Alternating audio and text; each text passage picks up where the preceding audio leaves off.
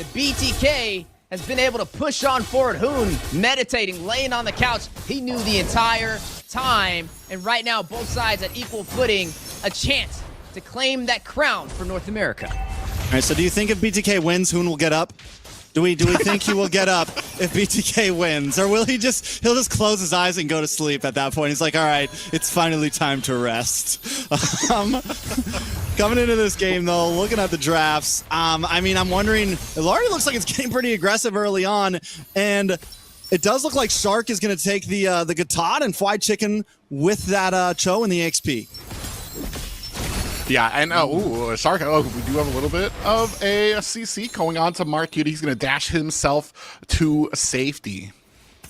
Yeah, going to go back to safety. I mean, there's a lot of sustainability for the Bloodthirsty Kings. And yeah, you are right on the money with Shark, right? He ran this Gatot in the roam position. And again, we're going to be see Chicken on this Cho. He's going to be paired up against Nass on the Ruby.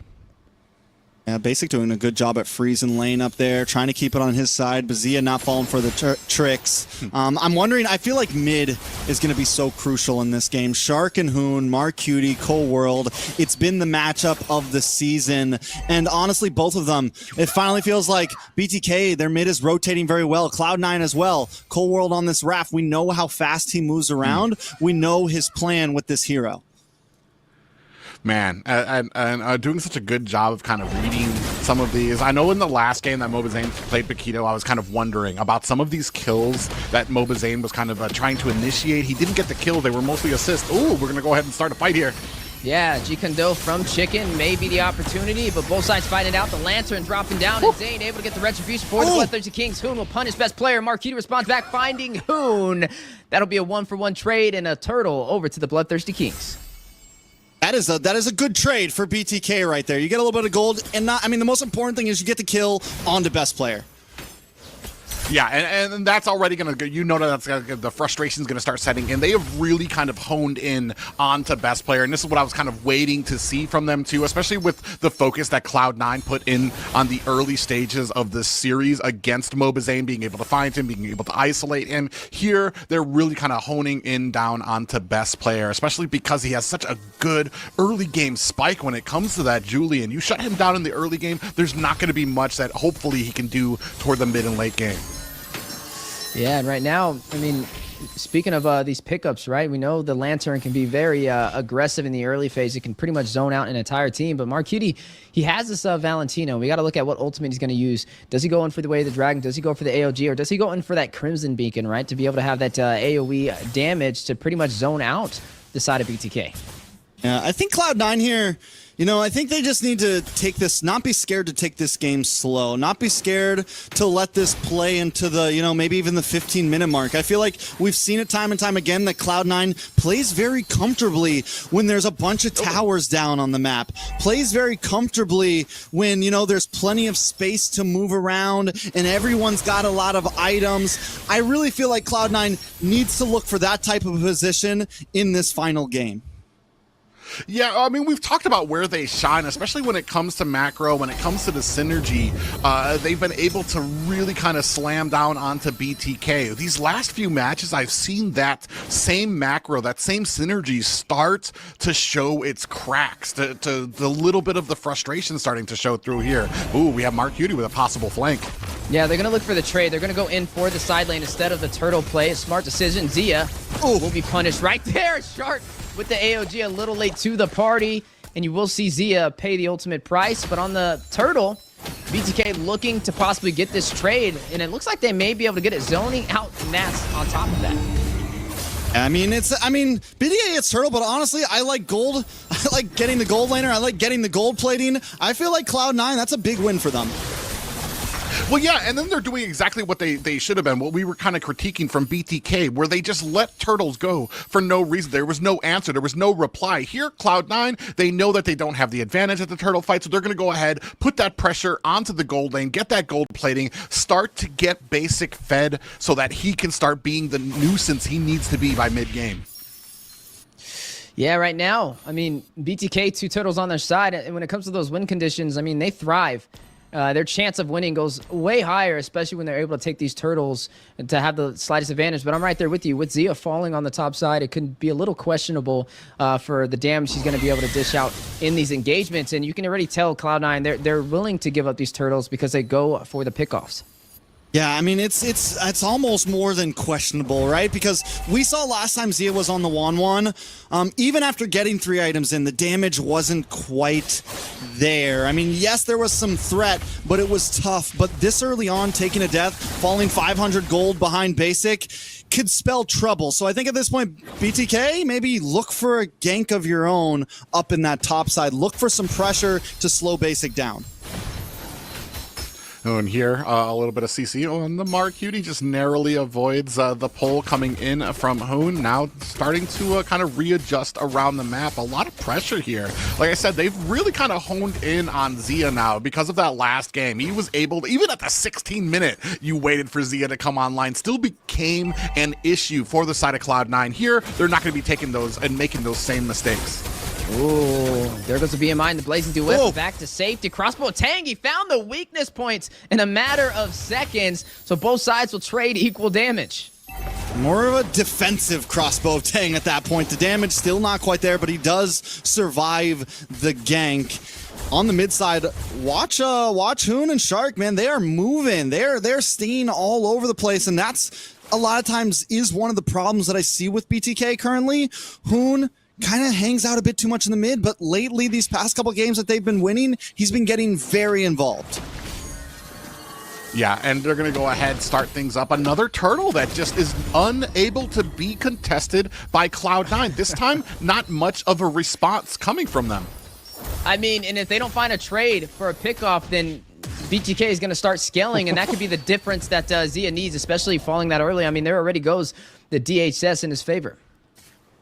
So, I mean, at this point, Gold not really escaping BTK. I think Cloud9's job, again, they can still just take things slow, keep their lead, try to get a couple pickoffs. I think keep on focusing onto the gold lane, get those ganks whenever they can. And outside of that, I like their late game, man. They've got the Rafaela, who's going to heal more and more. They have this Claude, who's going to be moving more and more, outputting more and more damage. I do feel like they're in a comfy position right now. Yeah, and especially because when we saw that was the Rafaela was kind of the answer to the crossbow of Tang when it came in through the late game. Even the damage coming out, there's just so much healing. And then you have the Flask of the Oasis on top of that, adding shield every single time the healing comes out there. Ooh, we have a little bit of a surrounding here for basic. Yeah, we were saying they needed to respond back, right? Needing to find an opportunity to shut down the gold laner of Cloud9, but basic not going to go out without a fight. A great Blazing Duet to be able to stop BTK on the push. Not only does he get away, but he scares them away while doing it. But a nice hook. Ooh. More damage, Able to top connect, side. a little bit more damage. Oh my goodness, a double decondo AOD with the follow-up and the crossbow Tang. The finesse on the way. Basic will fall, but Zia may be punished. Best player able to shut him down. Shark needing to get back to safety. Hit with the I'm offended. Zane with the heavy light punch takes out Cold World. Best player gets the double. Finding Shark. Now 3-1 on the top side. Now 2-3 on the top side. And Zane and Hoon left to defend. Yeah, and with that, you're going to be looking at a 2 down for BTK. They're going to go ahead and start looking for some positioning around this Lord. A little bit of an advantage to them now, about a 1K gold lead. They were able to answer back. This is the one thing that we've been talking about. You need to be prepared for the answer back from Cloud9. There, no matter when you get the kill, no matter what kind of pickoff you have, you need to be prepared for that response that comes out from Cloud9 because they're not going to let it go silently. At this point, both teams definitely know what's on the line, right? Neither team letting anything go silently, not even a tower. I don't think we've been 10 minutes in where a single tower hasn't been taken. Hoon able to get out of that one. Still a little bit of a vie for the first Lord, but keep our eyes on Basic up in the top side. The question still rises, is this a good or bad thing? Yeah, you can definitely tell a lot of nerves for both sides, not wanting to be too aggressive, not wanting to be the one to create the mistake that can ultimately cost them this series. You are seeing the Lord at about 45% HP. Chicken, a great engagement on the Nats with the way the Dragon set up. AOG from Marcuti dropping down. Will connect on the Shark. Chicken will fall. Marcuti will be the one to find him. One member down for the Bloodthirsty Kings, but they're still going to push in for this objective. Best player a little bit quicker at the Retribution, able to get it. 4C9 finds a kill on Zane and Zia. 3 members down for BTK. Make that 4 as Cold World will find Shark. Man, we were talking about the pressure, and it's starting to pay dividends now. Basic able to come in with the Blazing Duet. The amount of damage he's able to release onto BTK, allowing Best Player to come in to do the cleanup job. And just like that, 4 members of BTK fall. Yeah, that is going to be devastating at this point. I mean, it is Moba Zane goes down. Everyone takes a shot to the face there. And C9, they feel it. They have the momentum. They're going to start trying to make moves around the map. Look at everyone in a different lane. Yeah, you do see the way the Dragon set up too from Chicken. Now forced to go back to safety as the Lord marching in on the top side. The knockup from the enhanced chains. A great setup. But can they follow through? Zia able to find Nats. A quick punish. Nats very low. Shark will fall. Cold World able to take him down. That is going to be a 1-for-1 trade for both sides. Oh man, and just like that, a 7K gold lead for the side of Cloud9, down to high grounds of BTK. At this point, can they defend? Zia still dancing, still trying to make something work. Cloud9, I mean, I think as long as they play this safe, they're in complete control, and I think it's been the game plan from the beginning, right? Just play smooth, don't overextend, get our gold leads where we can, control the map. And just look at the difference of what 1 minute can make as well, right? 1 minute ago, BTK had all of their turrets. Now they're down to an inhibitor on the bot side, and Cloud9 having a lot of insurance to work in their favor. That just shows you how one little mistake can be the difference. Well, and especially for teams like this who are just so well synergized, who have such a grasp on the macro and what they need to do and where they need to push, especially with the benefit of a Lord coming out. It's just, you cannot give up. You've talked about it before. You can't give up an inch because these guys are going to take a mile for it. Here, right now, 12-minute mark, a BTK on the back foot with a 7K gold deficit. And look at this defense that Cloud9 has over the river. Look at the defense that they have. I mean, just this line of members, and they're getting back to that angled style play that Cloud9 does so well, especially in a game when your enemy has no towers. Best player going up to the top side. And at this point, they just wait. So the question is, like, how does BTK break through this, right? Either Fried Chicken gets the big kick, gets the pickoff, or Shark gets the big AOG. But I think it's definitely, they have to find at least one member to kind of crack through the armor. Right, I mean, it was just that one engagement that really opened up the map for Cloud9. I still think BTK can take the fight when it comes to the 5v5, but they're definitely going to have to be more careful on positioning, because if they fumble that opportunity again, Cloud9 are going to look for the early finish.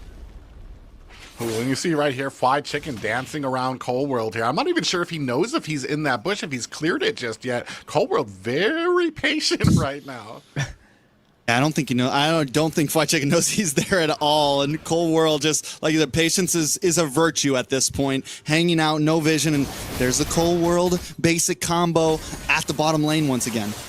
Yeah, the split push in effect to be able to have the wave management. And now both sides find it out. Airborne knockup. Zane able to find Nats. That's huge for the Bloodthirsty Kings, but they need to get back to safety. Look at the lantern placement. Basic with the side play of the Blazing Duet to the full team. Best player finding Shark. That is going to be a 1-for-1 trade in the mid lane. Crossbow tank activated with the Winter Crown to buy some time. Hoon will find Cold World. Basic goes back to safety to BMI. Marcuti finding Zia. They don't have the ADC. Zane takes down Best Player. No retribution for Cloud9. 3-for-2 trade over to BTK. Feeling good. I mean, they're starting to trade blows. BTK finally starting to being willing to take these fights and handling them well. Cloud9 as well, though. Marcuti helped to save that position by getting rid of Zia. Yeah, I mean, and Zia's become a huge issue for the side of Cloud9, even at 1-4 right now. 14 minutes. He's still got 2 more minutes before he hits that Zia power spike that we know him from the last game here. So still some wiggle room for BTK, but man, just right now, already kind of limiting it down to a 3K gold lead for the side of Cloud9. And BTK just is still in it, but Zayn, a little bit of a miscalculated play, now working in his favor, finding Basic, able to sustain himself, and whom will find Cold World. Did he just turn this around? The bait working in Zayn's favor. Now Zia will shut down Marcutie. Only Nats and best player left to defend, and the Lord will go over to the Bloodthirsty Kings.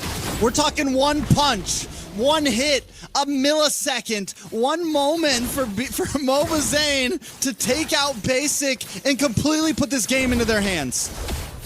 And just like that, turned it around with one hit. Takes down Basic. 3 down for the side of Cloud9. BTK have, at least a short answer just now and a 2K gold lead in their favor. Yeah, but there's still a lot of turrets to go through. Even though they were able to get that objective, they still got to do a little bit more work to get to that base crystal. But effectively, that is a massive victory in terms of objectives, right? It's going to keep them on the playing field and force Cloud9 to be on the defense. But as the Lord marches in on the bot side, BTK will look for a possible punish, but they're going to go in and try and burst down this Lord. But I'm standing, I'm pacing in front of the monitor right now. Anything could happen. I think Cloud9 needs to do what they've been doing. Take it slow, right? They can't rush this. I think when they overextend themselves, when they go for these big plays, that's when the mistakes start to come in. They cannot underestimate BTK at this point. I think they really just need to let BTK come to them, and there it is. Yeah, the initiation on the way. Zayn able to find best player. Oh! Be able to get another. Zia finding Nets. That's 2 down for Cloud9. Lazy Wet into the heart of the battle. Shark falling for the Bloodthirsty Kings, but not going to stop BTK on the push. Minions in the mid lane. AOG Chicken finding Marcutie. Moments away with one final strike. Cloud9 will be shut down by the Bloodthirsty Kings. The thread of fate has been severed, and they reclaim the crown as North America's champions. The whispers laid to rest. The doubts laid to rest. Cloud9 laid to rest as BTK reign victorious. We said 4 games in a row would be hard.